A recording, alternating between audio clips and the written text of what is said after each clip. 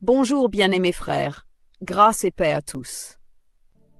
Je souhaite sincèrement que cette vidéo vous trouve, vous et votre famille, en bonne santé et fortifiés dans la foi.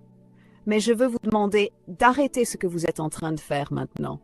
Car ce que vous allez entendre ensuite n'est pas simplement un autre message, mais un avertissement urgent directement du cœur de Dieu.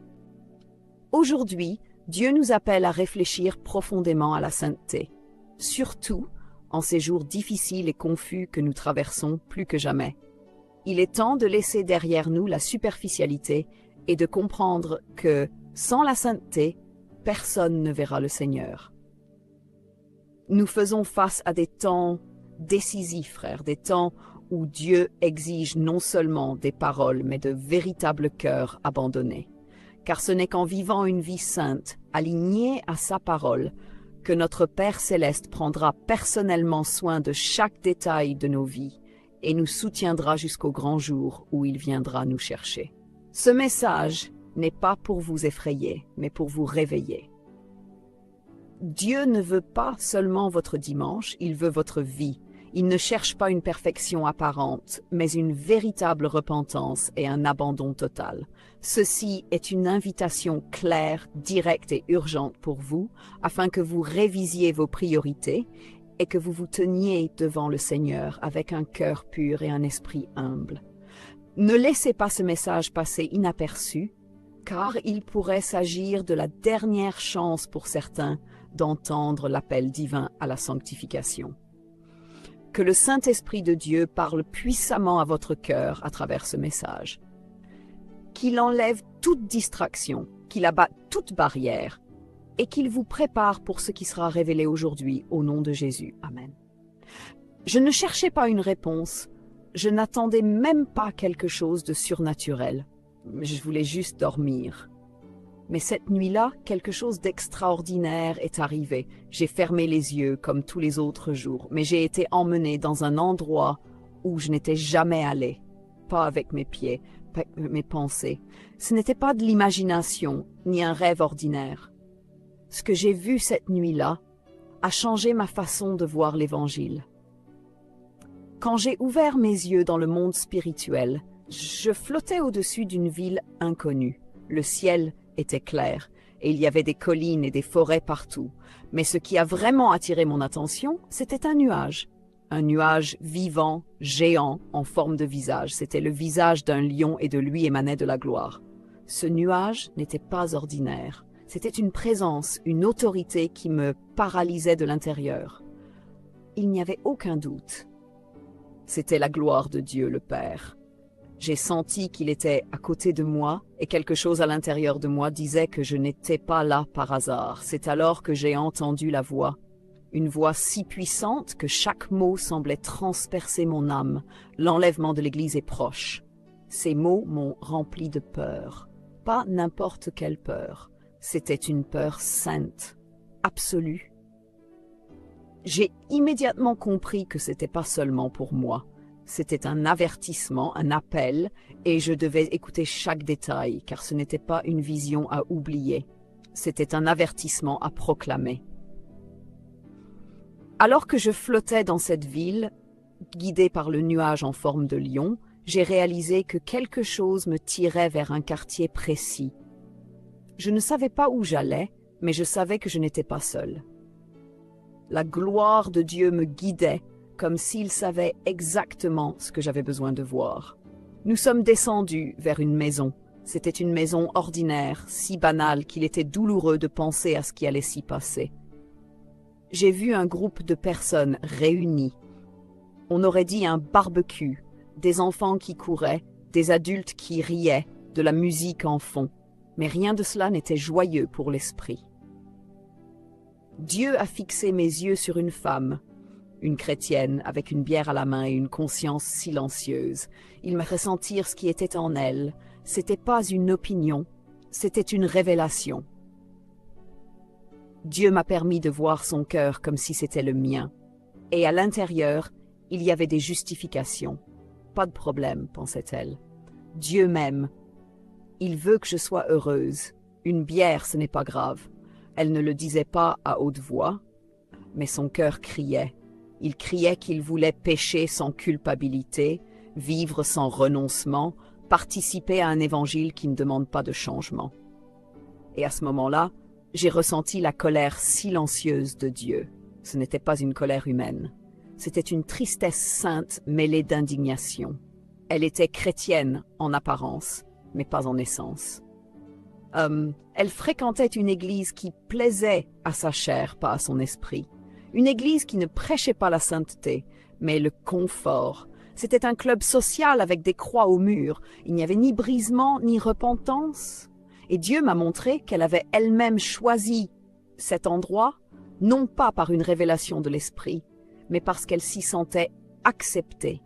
Et cela, aux yeux de Dieu, est abominable. Elle était devenue tiède.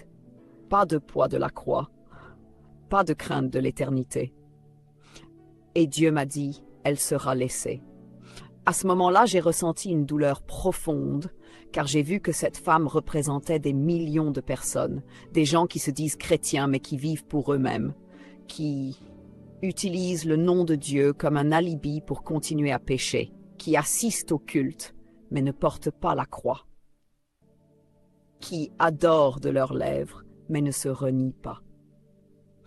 Cette femme ne trompait pas seulement les autres, elle se trompait elle-même. Et le pire, c'est qu'elle apprenait à ses enfants à faire la même chose.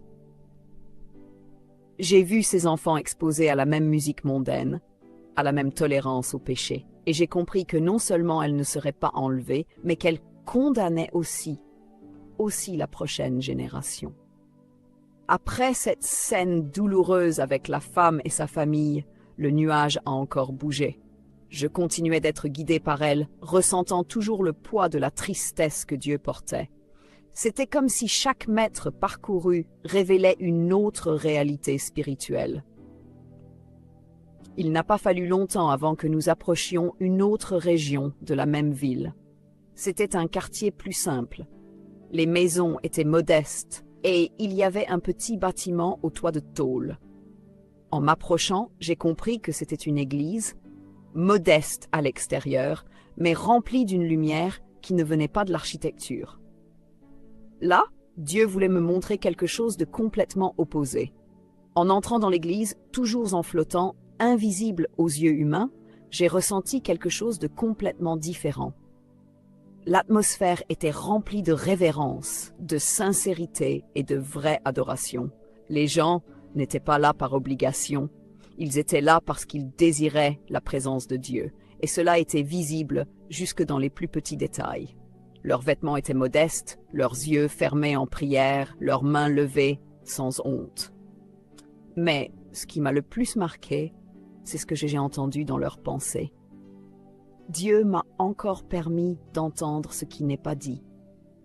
Et il disait en silence, « Seigneur, que ta volonté soit faite, pas la mienne. » Ces mots semblaient petits, mais ils portaient une puissance gigantesque.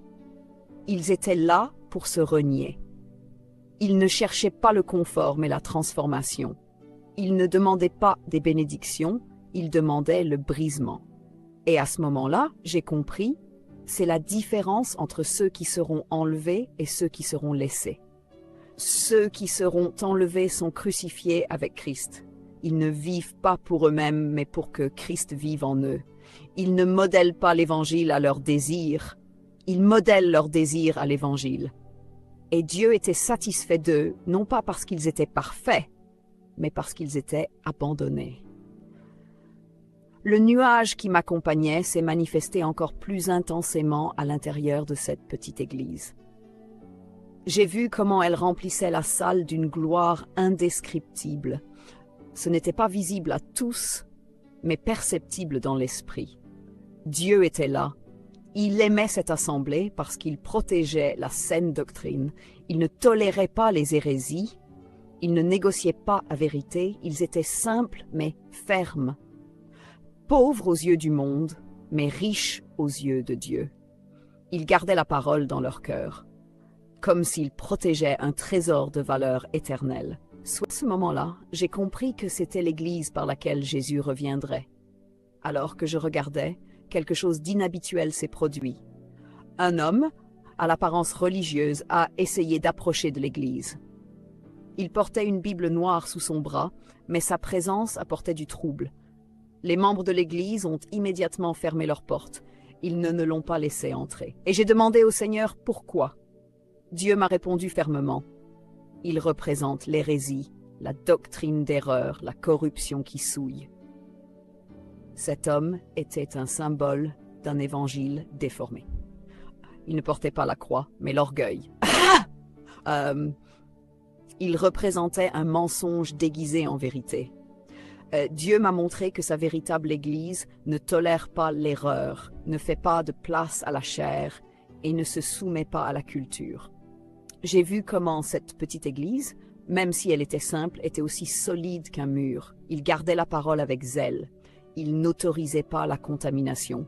Il restait ferme dans ce qu'ils avaient reçu. Et à ce moment-là, Dieu m'a révélé quelque chose de puissant. Mon Église ne cherche pas le confort, elle cherche la gloire, elle ne veut pas des applaudissements, elle veut la sainteté. Cela a résonné en moi comme une sentence de feu. Et cela m'a rappelé les paroles de Jésus. Heureux ceux qui ont le cœur pur, car ils verront Dieu. Ce n'était pas une question de taille, de structure ou de renommée. C'était une question de loyauté, de renoncement, d'obéissance, même quand cela fait mal. La vision n'était pas encore terminée. Le nuage avec le visage de lion qui me guidait a commencé à se déplacer rapidement. Et j'ai été emmenée dans un autre endroit. C'était comme si la gloire de Dieu elle-même avait une destination déjà tracée, et je n'avais qu'à suivre, voyant ce que les yeux humains ne peuvent pas voir. Nous avons atterri sur un nouveau bâtiment, et à première vue, cela ressemblait à une autre église simple, comme celle que nous venions de visiter. Mais cette fois, il faisait nuit, et tout était plus calme. À l'intérieur, quelques personnes arrivaient pour le culte. Je pouvais entendre leurs prières dans mes pensées. Ils disaient « Seigneur, nous sommes ici pour te servir, quoi qu'il en coûte ». C'était un véritable abandon et je ressentais la présence de l'Esprit planer sur cet endroit. Cependant, quelque chose d'étrange a commencé à se produire. Le nuage est entré dans l'église avant même que le service ne commence. Et contrairement à avant, il ne restait pas là pour bénir l'endroit. Il a commencé à faire sortir les gens un par un. J'ai vu des hommes et des femmes dirigés vers la sortie de l'église. Certains regardaient autour d'eux, confus, mais tous obéissaient. J'ai demandé à Dieu, « Seigneur, pourquoi les fais-tu partir alors qu'ils sont venus pour t'adorer ?» Et l'Esprit m'a répondu d'une voix ferme, « Parce que cette nuit, des hommes armés viendraient ici pour vous tuer, mais je suis le Dieu qui protège ceux qui m'obéissent. » C'est alors que j'ai compris que Dieu avait déjoué un plan de mort avant même qu'il ne s'accomplisse. J'ai alors vu une scène qui m'a transpercé le cœur. Dieu m'a montré ce qui était sur le point de se passer, parce qu'il n'était pas intervenu. Des trafiquants de drogue projetaient d'envahir cette petite église et d'exterminer les chrétiens à l'intérieur. Ils étaient remplis de haine, envoyés par quelqu'un qui haïssait le nom de Jésus. Tout était en train d'être mis en place en coulisses, sans que personne dans la congrégation ne le sache. Mais le Seigneur voyait tout. Il entendait les conversations secrètes, observait les cœurs corrompus et décida que cette nuit serait une nuit de salut et non de sang. Dieu était là et il ne permettrait pas qu'on touche à ses enfants. Le service n'a pas eu lieu, mais le miracle avait déjà eu lieu. Les gens sont sortis de l'église en silence, sans comprendre pleinement pourquoi, mais ressentant qu'il fallait obéir. Certains étaient poussés par un sentiment inexplicable d'urgence. D'autres ressentaient simplement qu'ils devaient partir. J'ai vu comment le Saint-Esprit conduisait chacun chez soi, comme un berger qui rassemble ses brebis au milieu de la tempête. Ce n'était pas de la peur, c'était de la protection. C'était une obéissance aveugle fondée sur une confiance profonde. Et Dieu m'a dit quelque chose que je n'oublierai jamais. Quiconque veut vivre pieusement en Jésus-Christ sera persécuté, mais je protège ceux qui sont à moi, ceux qui m'écoutent, ceux qui me suivent même sans comprendre. Cette église, bien que petite, portait quelque chose de grand, un cœur obéissant. Ils ne se souciaient pas des bâtiments ou du statut. Ils étaient prêts à payer le prix de vivre selon l'Évangile. Et parce qu'ils étaient obéissants, ils ont été épargnés. Pas par la force, pas par la chance, mais par le discernement spirituel, car l'Esprit qui habite en eux est le même qui les délivre. La gloire de Dieu qui les enveloppait auparavant dans l'adoration était maintenant un bouclier invisible contre la mort. J'ai alors vu les trafiquants de drogue arriver devant la porte de l'église vide, confus, furieux. Mais il était déjà trop tard. Dieu les avait déjà frustrés. Cette église n'a pas été touchée parce qu'elle avait obéi avant même de comprendre le danger. J'étais paralysée par ce que je voyais. Dieu ne connaît pas seulement chaque personne par son nom. Il connaît l'avenir. Il connaît l'avenir. Il protège de façon surnaturelle. Il ferme les portes que l'ennemi essaie de briser. Et dans cette vision, il m'a montré quelque chose qui m'a marqué. La véritable Église de Jésus, ce n'est pas seulement la prière, c'est le discernement. Elle est guidée par le Saint-Esprit, elle entend la voix de Dieu dans le silence. Elle agit selon la direction divine et non selon la logique humaine. À ce moment-là, j'ai compris qu'il ne suffit pas de se réunir. Il faut marcher dans la sainteté et la sensibilité spirituelle. Obéir peut faire la différence entre vivre et mourir. Et cette obéissance vient d'une vie abandonnée à Dieu, pas d'une habitude religieuse. Alors que le nuage s'éloignait de cette église qui avait été épargnée, mon cœur battait encore à tout rompre. Je ressentais un mélange de soulagement et de crainte. J'étais certain que Dieu garde les siens, mais j'ai aussi compris garde que ceux qui vivent dans la sainteté et l'obéissance. L'enlèvement ne concernera pas ceux qui assistent au culte, mais ceux qui vivent pour glorifier Dieu dans chaque détail. C'est à ce moment-là que la gloire m'a ramené à la maison de cette femme que j'avais vue au début, celle qui tenait une bière dans une main et sa conscience dans l'autre. Et ce que Dieu m'a montré maintenant était encore plus profond, car cette fois, il m'a permis de ressentir ce qu'il ressent quand il la regarde. L'atmosphère était différente. La scène était plus calme, presque comme si la joie s'était éteinte. La femme était seule, assise sur une chaise. Ses enfants jouaient à l'arrière-plan, mais quelque chose n'allait pas. Dieu m'a permis de voir son cœur à nouveau, et ce qui était autrefois une justification était maintenant de la froideur. Je ne crois pas que Dieu soit si sévère, pensait-elle. Il sait que j'essaie. Il comprend mes combats. Il veut que je sois heureuse. Mais la vérité, c'est qu'il n'y a aucun repentir. Juste des rationalisations pour continuer à faire la même erreur. Elle avait transformé l'amour de Dieu en permission de pécher et je vis qu'elle continuait à fréquenter une église. Mais Dieu me montra que cette congrégation n'était pas une maison spirituelle. C'était un club social qui portait le nom d'église. Les gens s'y étreignaient, souriaient, chantaient. Mais Dieu n'était pas là. Le Saint-Esprit n'habitait pas ce lieu. La parole y était édulcorée, la vérité y était adoucie et la croix avait disparu. Alors Dieu me dit, « Ils se rassemblent mais ils ne m'adorent pas.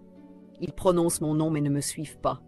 Ils prêchent un évangile que je ne reconnais pas. » La femme se sentait à l'aise là-bas car personne ne la confrontait. On ne lui disait pas de renoncer à elle-même. Là, elle pouvait continuer sa vie habituelle sans jamais éprouver de regrets.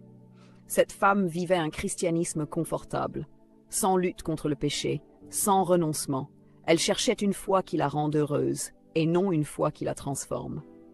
Alors Dieu me dit, avec une profonde tristesse, « Elle ne se renie pas, elle ne porte pas la croix, elle vit pour elle-même. C'est pourquoi elle sera laissée. » Ces paroles brûlèrent mon cœur. Je vis que le Seigneur ne parlait pas avec haine, mais avec douleur.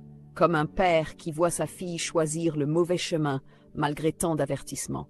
Elle connaissait la vérité, elle savait l'Évangile, mais elle avait choisi la voie large, un chemin qui promet le confort, mais qui mène à la séparation éternelle.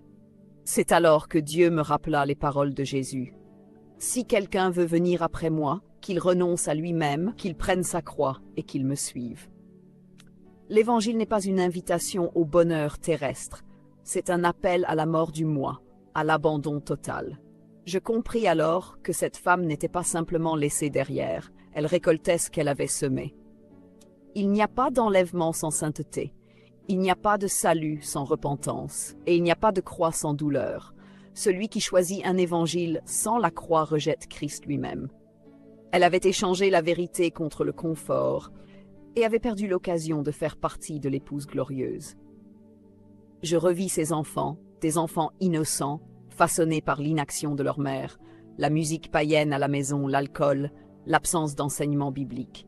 Hébreux 12-14 résonna comme un coup de tonnerre. Recherchez la paix avec tous et la sanctification, sans laquelle personne ne verra le Seigneur. Cette femme ne voyait pas Dieu, car elle ne recherchait pas la sainteté. Elle recherchait le plaisir. Elle voulait être acceptée, trouver un évangile qui ne demande aucun sacrifice. Mais le véritable évangile exige tout, et elle ne voulait pas payer le prix. Quand Dieu eut fini de me montrer le cœur de cette femme, la nuée en forme de lion se déplaça à nouveau. Mais cette fois, je sentis quelque chose de différent dans l'air. C'était comme si la gloire de Dieu était devenue lourde, dense. Ce n'était plus seulement la révélation, mais le jugement. Je vis que la vision allait changer de dimension. Nous nous élevâmes rapidement, comme si nous allions traverser l'atmosphère. Et soudain, tout devint sombre, comme si le ciel s'était transformé en fumée. Partout, je vis une scène de douleur et de chaos. La ville autrefois vivante était maintenant en ruine. Dieu me dit, « Voici la terre pendant la tribulation, ce qui attend ceux qui resteront. » Là, je vis l'enfer sur terre, des foules désespérées couraient, criaient, pleuraient. Il y avait des soldats dans les rues, des tanks, des drones surveillant le ciel. Je vis des chrétiens traqués, traînés dans les rues, accusés, battus, torturés, physiquement et psychologiquement. Les cris perçaient l'air. Je vis des enfants arrachés à leurs parents, des femmes emmenées de force. C'était un temps de douleur comme jamais auparavant. Dieu me montra les signes des villes détruites, tremblements de terre, tsunamis, maladies incurables, famine. Et au milieu de ce chaos, un nouveau système émergeait, la marque de la bête. Je vis des gens forcés de choisir entre manger ou résister. Ceux qui acceptaient la marque pouvaient survivre. Ceux qui refusaient étaient exécutés. Je vis des files de personnes dans des centres de contrôle. Des hommes tendaient le bras pour recevoir quelque chose sur le front ou sur la main droite. Une marque, une technologie, un show qui semblait innocent à l'extérieur, mais qui apportait les ténèbres à l'intérieur. Quand la marque était appliquée, les yeux des gens changeaient. Ils étaient vides, morts. C'était comme si leur esprit leur était instantanément arraché. Ceux qui recevaient la marque ne pleuraient plus, ne priaient plus, ne pouvaient plus résister. Ils appartenaient désormais au système et non plus Dieu. Et j'entendis la voix du Seigneur. Celui qui accepte la marque n'héritera jamais de mon royaume. Il sera scellé pour la destruction. Le poids de ces mots m'écrasa intérieurement. Alors que les nations tombaient, je vis que de nombreux chrétiens qui s'étaient moqués de la sainteté étaient maintenant dans la détresse. Ils voulaient prier, mais l'esprit ne répondait plus. Ils voulaient chanter, mais leur culte n'était qu'une façade. Je vis des églises détruites, des Bibles brûlées, des prédicateurs arrêtés et décapités. C'était comme si le monde entier avait déclaré la guerre à Jésus. Et pourtant Dieu n'intervenait pas, car c'était le temps du jugement. Le temps de la grâce était passé. Ce qui restait, c'était la douleur. Une douleur qui aurait pu être évitée, mais qui avait été méprisée par ceux qui avaient choisi de vivre sans la croix. Le Seigneur me dit, la plupart seront laissés. Beaucoup qui se disent à moi ne m'ont jamais appartenu, ils n'ont jamais renoncé à eux-mêmes, ils ont utilisé mon nom, mais ont vécu pour eux-mêmes. Je vis le ciel fermé. Le Saint-Esprit n'habitait plus la terre comme avant. C'était comme si Dieu s'était retiré, laissant le monde récolter ce qu'il avait semé. La femme que j'avais vue au début était aussi là, sale, désespérée, ses enfants criant à l'aide. Elle pleurait en disant « Pourquoi ne m'as-tu pas dit que ce serait comme ça ?» Mais elle avait été avertie. Seulement, elle avait préféré un évangile sans sacrifice. Et maintenant, elle payait le prix avec sa propre âme. Avant que la vision ne se termine, Dieu me montra quelque chose d'encore plus fort. Je vis les sceaux de l'Apocalypse s'ouvrir. Je vis des cavaliers sortir du ciel. Je vis un tiers de la terre brûler. Je vis des étoiles tomber. Je vis la mer se transformer en sang. J'entendis des hurlements qui n'étaient plus humains. C'était l'effondrement total de l'humanité. Et Dieu me dit, « Celui qui rejette ma sainteté sera livré à ma colère, car je suis amour, mais je suis aussi un feu dévorant. » Alors j'entendis un dernier avertissement résonner. L'enlèvement est plus proche que jamais, et ceux qui resteront seront livrés à la terreur. La vision se termina là, mais le poids de cette révélation resta gravé dans mon esprit comme une cicatrice. Après cette vision de la tribulation, je ne pus retenir mes larmes. Mon esprit était accablé. Je ressentis la détresse de ceux qui étaient restés, la justice de Dieu contre les rebelles et la douleur de ceux qui se repentaient trop tard. Pourtant, la gloire du Seigneur m'entourait encore. La nuée en forme de lion était toujours avec moi. Et une fois de plus, nous commençâmes à descendre. Je vis un autre lieu, une église simple comme les précédentes, mais avec quelque chose de différent. Il y avait de la lumière qui sortait des fenêtres, même si c'était la nuit. Et Dieu me dit, « Maintenant je vais te montrer pourquoi certains seront enlevés. » C'était comme s'il m'ouvrait le cœur de la véritable épouse. Nous entrâmes dans ce lieu, et ce que je vis n'était pas un culte ordinaire. Ce n'était pas un spectacle, ni un événement. C'était de la brisure. Je vis des gens à genoux, pleurant en silence, les mains levées avec des larmes. Il n'y avait pas de mise en scène, juste sa présence. Je vis des hommes face contre terre, criant à Dieu pour le pardon. Des femmes intercédant pour leurs enfants, pour la ville, pour la sainteté. C'était l'opposé de ce que j'avais vu avant. Ici, personne ne cherchait les applaudissements. Tout cherchait la gloire de Dieu.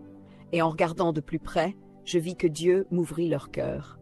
Leur prière disait « Seigneur, vide-moi, qu'il ne reste rien de moi, seulement ta volonté. » Cela me brisa à l'intérieur.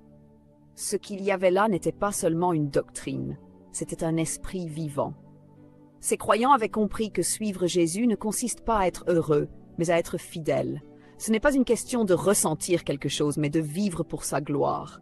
Je vis leur routine, leur choix, leur jeûne, leur renoncement.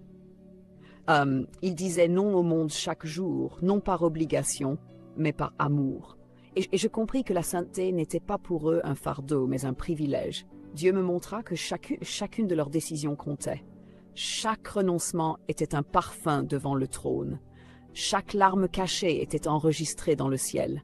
Alors, le Seigneur me dit, « Voilà pourquoi je les enlèverai. » Ici, il n'y avait pas de théologie de la commodité, pas d'hérésie, pas de distorsion. Ils ne mélangeaient pas la parole. Quand quelqu'un venait avec de fausses doctrines, ils se levaient comme des gardiens de la vérité. L'un d'eux disait « Pas de levain ici ». Un autre disait « Je préfère perdre des amis que d'attrister l'esprit ».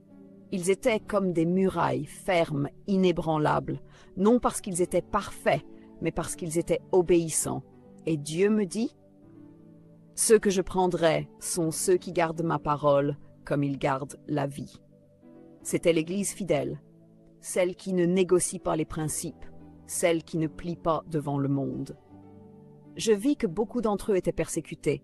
On les appelait fanatiques, radicaux, démodés.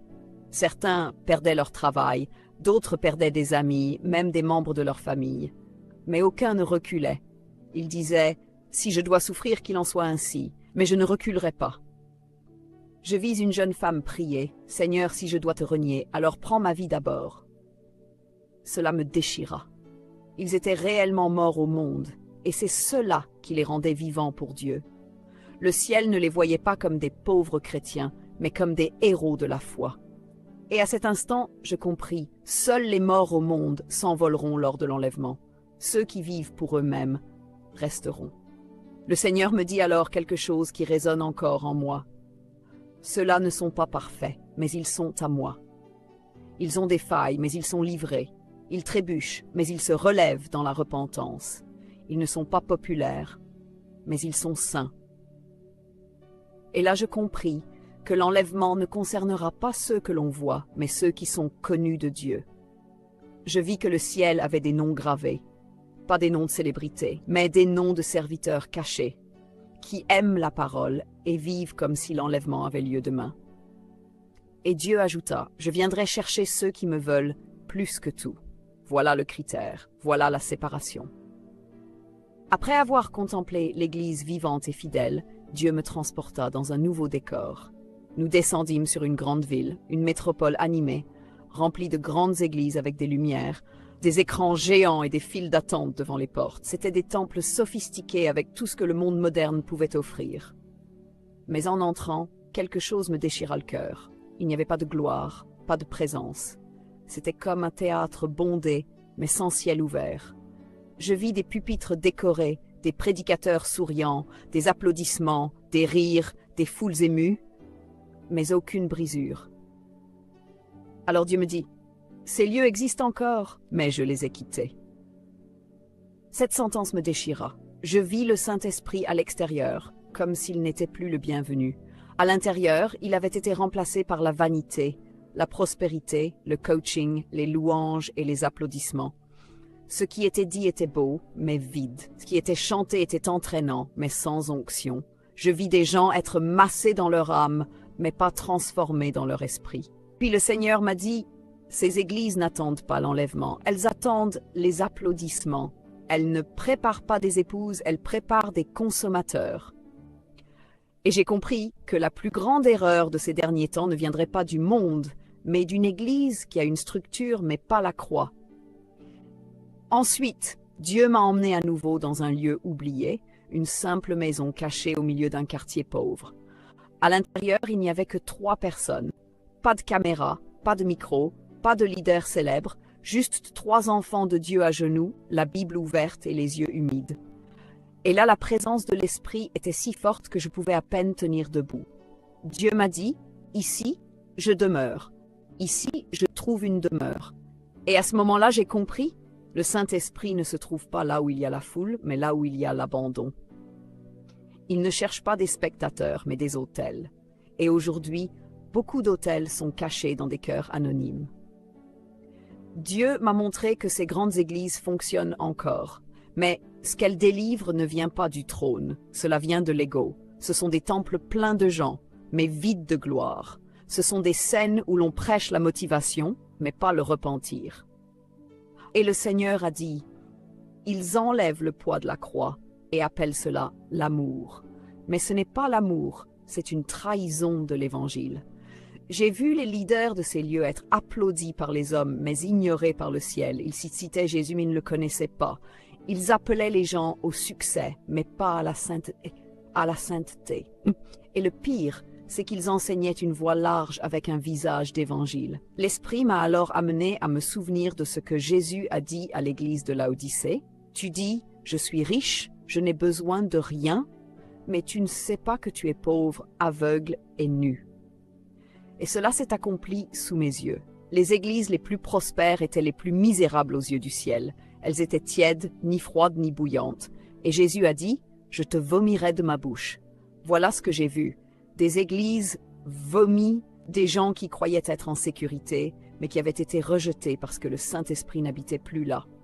Ils cherchaient les simples, les purs, ceux qui ne négocient pas. Enfin, j'ai vu une dernière scène, un petit groupe réuni à l'aube. Personne ne les voyait, personne ne les reconnaissait, mais tout le ciel était attentif à chaque cri. Et Dieu m'a dit, « Voici ceux que je vais enlever. » Ils étaient inconnus des hommes, mais célèbres dans le ciel. Leurs prières soutenaient des nations, leurs larmes arrosaient des ministères, leurs jeûnes faisaient tomber des murailles. Et là j'ai compris, l'enlèvement sera silencieux pour le monde, mais bruyant dans les cieux. Parce que lorsque ces petits seront enlevés, le monde semblera vide, mais il sera trop tard. Et ceux qui resteront comprendront que la véritable Église n'était pas là où les yeux la voyaient, mais là où l'esprit trouvait sa demeure.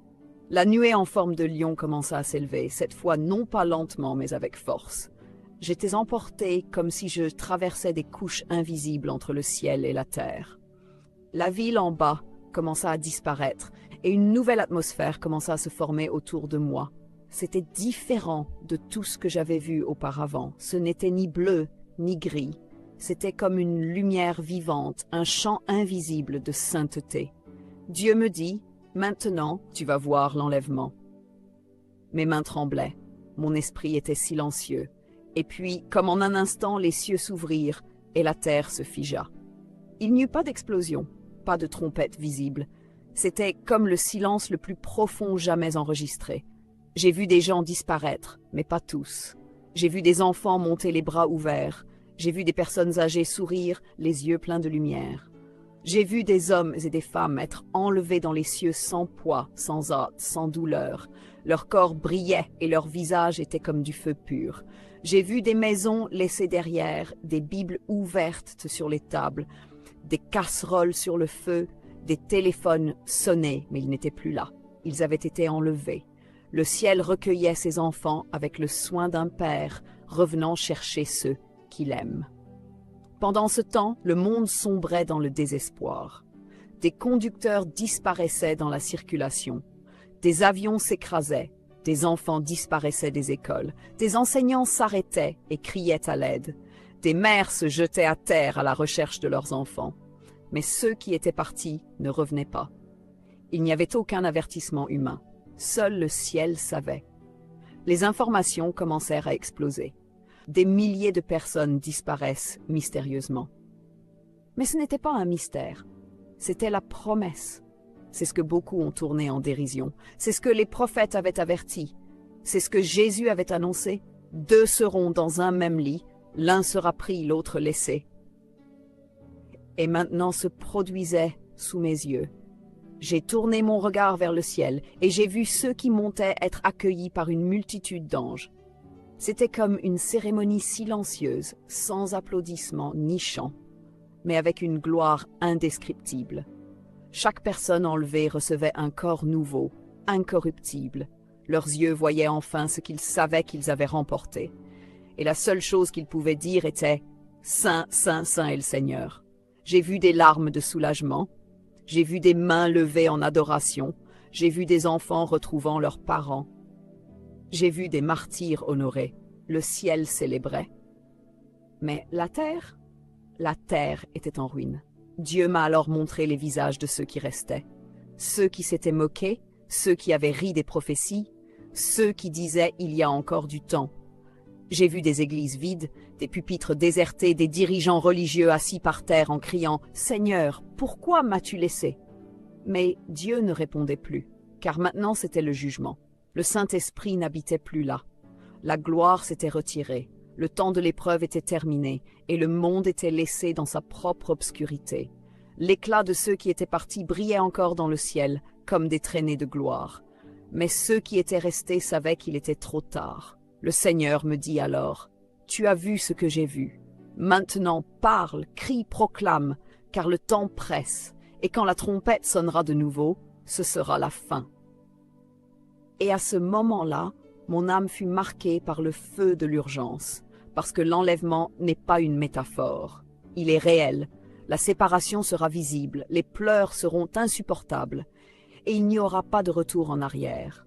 J'ai vu que beaucoup sauraient qu'ils avaient tout perdu, mais pas par ignorance, par choix. Ils avaient choisi la terre plutôt que le ciel, le plaisir plutôt que la croix, la religion plutôt que l'abandon. Et à ce moment-là, j'ai compris, chaque décision compte. Chaque pas nous rapproche ou nous éloigne de l'éternité. Alors que le ciel commençait à disparaître devant mes yeux, la nuée en forme de lion descendit sur moi une dernière fois, pas avec colère, mais avec douleur, pas avec poids, mais avec autorité. Comme s'il disait « Je t'ai tout montré. Maintenant, parle. » J'ai senti que je revenais sur terre, mais rien en moi n'était plus pareil. Mes yeux ne voyaient plus comme avant. Mon cœur ne battait plus comme avant. J'avais vu l'enlèvement de mes propres yeux, et j'ai compris ce que beaucoup ignorent. L'éternité est réelle, et elle est plus proche que tu ne le penses. Je suis revenu dans mon corps, mais mon esprit était en feu. Quand je me suis levé ce matin-là, tout semblait normal. Le soleil se levait, les oiseaux chantaient, mais à l'intérieur de moi, je portais une urgence qui brûlait comme du feu. C'était comme si j'étais mort et revenu avec un mandat venu directement du trône. Je me suis assis au bord du lit et j'ai pleuré. Pas pour la douleur de ce monde, mais pour les âmes encore aveugles.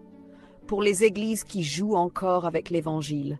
pour les enfants de Dieu qui vivent encore comme s'ils avaient tout le temps du monde.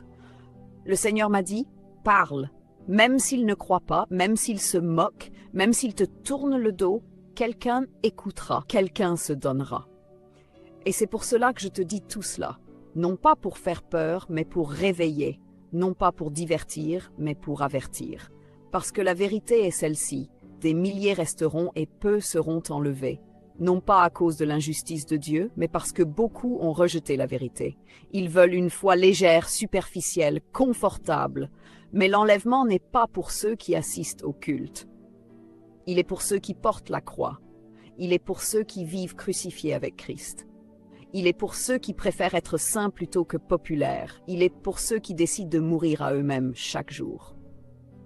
Et si tu n'as encore compris cela, je t'en supplie, n'attends pas que la trompette sonne pour le découvrir. Depuis ce jour, je n'ai plus jamais pu vivre comme avant. Je ne peux plus supporter les cultes superficiels comme si tout allait bien. Je ne peux plus écouter des prédications sans onction, sans sainteté, sans direction. Mon esprit est devenu sensible à ce qui vient de Dieu et à ce qui n'est que performance. Et ce qui me blesse, c'est de voir tant d'enfants de Dieu perdre leur temps, tant de frères jouer avec la grâce, tant d'églises parler de bénédiction, mais oublier la croix. L'enlèvement ne sera pas annoncé sur des panneaux publicitaires. Il sera silencieux, soudain, définitif. Et quand il arrivera, il n'y aura plus de temps pour regretter, juste le jugement. Et le jugement commencera dans la maison de Dieu. Si tu es arrivé jusqu'ici en lisant ce message, c'est que Dieu t'a choisi pour l'entendre. Ne l'ignore pas. N'éteins pas ce feu. Ne continue pas à vivre comme si tout était garanti. Parce que la vérité, c'est que vivre pour soi-même est le plus grand risque spirituel qui existe.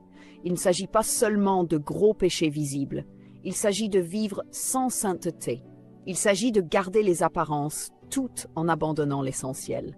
Il s'agit de dire « Seigneur, Seigneur » et d'entendre « Je ne te connais pas ». Je ne suis pas revenu de cette rencontre pour être un chrétien de plus. Je suis revenu pour être une voix, une trompette, une flèche. Et maintenant, je te passe ce flambeau, car le temps de jouer avec l'Évangile est terminé. L'enlèvement est proche. La tribulation sera pire que tout ce que ce monde a jamais vu. Et il n'y aura plus de temps pour des débats, des opinions ou des excuses. Ce sera le temps de la gloire et de la terreur. Et il n'y a que deux issues, monter avec Christ ou descendre avec le système. Quel choix fais-tu de ta vie maintenant? Parce que chaque pensée compte, chaque décision pèse, chaque distraction t'éloigne, chaque renoncement te rapproche. Il ne suffit pas de connaître la vérité, il faut la vivre. Il ne suffit pas de craindre l'enfer. Il faut aimer la sainteté. Le temps presse et le ciel est prêt. Mais toi, l'es-tu? L'es-tu? Si tu as lu tout ce que je t'ai partagé jusqu'ici, comprends que ce n'était pas une histoire. C'était pas un rêve quelconque. Ce n'était pas une production émotionnelle pour t'impressionner. C'était un avertissement, un appel d'amour venu directement du trône. Parce que le ciel cherche encore des cœurs brisés. Il reste encore un peu de temps, mais pas beaucoup. La porte est encore ouverte, mais elle est sur le point de se fermer. Et quand elle se fermera, plus personne n'entrera. Es-tu prêt à affronter Jésus, prêt à le regarder dans les yeux et à entendre le verdict sur ta vie? Parce que ce jour est fixé et chaque seconde de plus est une miséricorde qui t'est encore accordée. Peut-être que tu te dis chrétien, que tu vas à l'église, que tu chantes des louanges, que tu pries avant les repas. Mais la question que le ciel te pose aujourd'hui est: es-tu déjà mort à toi-même? As-tu déjà tout remis? As-tu abandonné tes péchés cachés? As-tu brisé les idoles que tu as créées dans ton esprit? As-tu cessé de négocier la vérité pour plaire aux gens? T'es-tu renoncé pour vivre pour Christ? Parce que le salut n'est pas une religion, c'est un abandon. C'est pas un événement, c'est un sacrifice. L'évangile est gratuit, mais il demande tout. Et cette génération a besoin de se réveiller. Tu dois comprendre que Jésus ne revient pas chercher des suiveurs. Il revient chercher des disciples crucifiés. Et si à cet instant précis le ciel s'ouvrait, où irais-tu? Serais-tu pris ou laissé? Entendrais-tu bon et fidèle serviteur, ou je ne connais pas la question la plus sérieuse qu'on puisse te poser, parce que ce n'est pas une question de religion, c'est une question d'éternité. Ce n'est pas ce que tu as fait hier qui compte, mais qui tu es maintenant. Alors si tu ressens ce serrement dans ton cœur, ce malaise dans ton âme, ce n'est pas de l'émotion. C'est le Saint-Esprit qui t'appelle. Il ne te condamne pas. Il t'offre une nouvelle chance, et peut-être que ce sera la dernière. Si tu veux donner ta vie maintenant, pas symboliquement, mais vraiment profondément avec vérité, alors ferme les yeux et répète cette prière avec foi. Seigneur Jésus, je reconnais que je suis pécheur, que j'ai plus vécu pour moi-même que pour toi. Aujourd'hui, je te demande pardon. Je me renonce, je me vide de ma volonté, je me repense de chaque port de ton chemin. Lave-moi par ton sang, écris mon nom dans le livre de vie, apprends-moi à vivre pour ta gloire, remplis-moi de ton esprit. À partir d'aujourd'hui, je ne m'appartiens plus, je suis à toi. Au nom de Jésus, Amen. Si tu as prié cette prière avec vérité, sache que le ciel t'a entendu. Et maintenant, la prochaine étape est de vivre comme quelqu'un qui a été sauvé. La sainteté n'est pas un fardeau, c'est un honneur, c'est la preuve qu'il vit en toi. Se renoncer n'est pas une torture, c'est la preuve que tu es ressuscité avec Christ. Et à toi, chrétien qui marche déjà avec Jésus, mais qui a perdu le feu, la croix, la vigilance, réveille-toi, car il reste encore un peu de temps, mais pas beaucoup. L'enlèvement est proche. Ne te laisse pas distraire par ce monde, ne te conforme pas à ce système. Sois saint, sois vigilant, sois rempli du Saint-Esprit, parce que lorsque le ciel s'ouvrira, seuls ceux qui sont morts à eux-mêmes s'élèveront. Peut-être que, pendant que vous écoutez, quelque chose en vous vous pousse à revenir à Dieu ou à lui donner votre vie. N'ignorez pas cette voix. Jésus vous appelle aujourd'hui avec amour et miséricorde. Il veut que vous soyez proche de lui. Il veut vous guérir, vous restaurer, vous pardonner et marcher avec vous tous les jours de votre vie. Alors si tel est le cas, faisons ensemble cette prière. Dites Seigneur Jésus, je reconnais que je suis pécheur et que j'ai besoin de ton pardon. Merci d'avoir donné ta vie pour moi à la croix. Aujourd'hui, je viens à toi de tout mon cœur. Je me repens de mes péchés. Viens dans ma vie, sois mon Sauveur et mon Seigneur.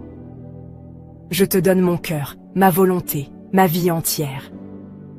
Remplis-moi de ton Saint-Esprit et guide-moi dans ta vérité. Je veux te suivre jusqu'à la fin.